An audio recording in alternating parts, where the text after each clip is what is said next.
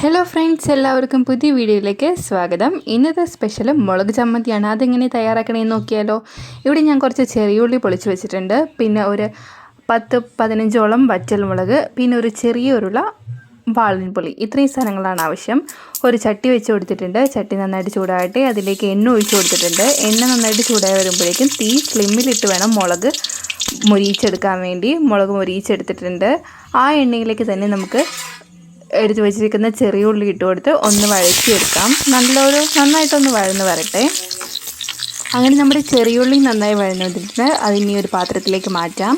ഇനി നമുക്ക് മിക്സിഡ് ജാർ എടുക്കാം. മിക്സിഡ് ജാർ എടുത്തിട്ട് നേരത്തെ വഴറ്റി വെച്ചിരിക്കുന്ന വറ്റൽ മുളക് ഇട്ട് കൊടുക്കാം. അതിട്ട് കൊടുത്ത് നന്നായിട്ടൊന്ന് പൊടിച്ചെടുക്കാം. അത് നന്നായിട്ട് പൊടിഞ്ഞ് വന്നതിന് ശേഷം ഇത് നന്നായിട്ട് പൊടിഞ്ഞ് വന്നിട്ടുണ്ട്.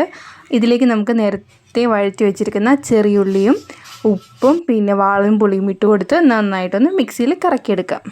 എല്ലാം കൂടി മിക്സിയിൽ കറക്കി എടുത്തിട്ടുണ്ട്. അപ്പം നമ്മുടെ ഇന്നത്തെ സ്പെഷ്യൽ ഉള്ളി ചമ്മന്തി ഇവിടെ തയ്യാറായി. അല്പം എണ്ണയും കൂടി ഒഴിച്ച് മിക്സ് ചെയ്താൽ അടിപൊളിയാണ്. ദോശയുടെ ഒപ്പം ചോറിൻ്റെ ഒക്കെ ഒപ്പം തിന്നാൻ ഇത് ഒരു കൂട്ടുമതി.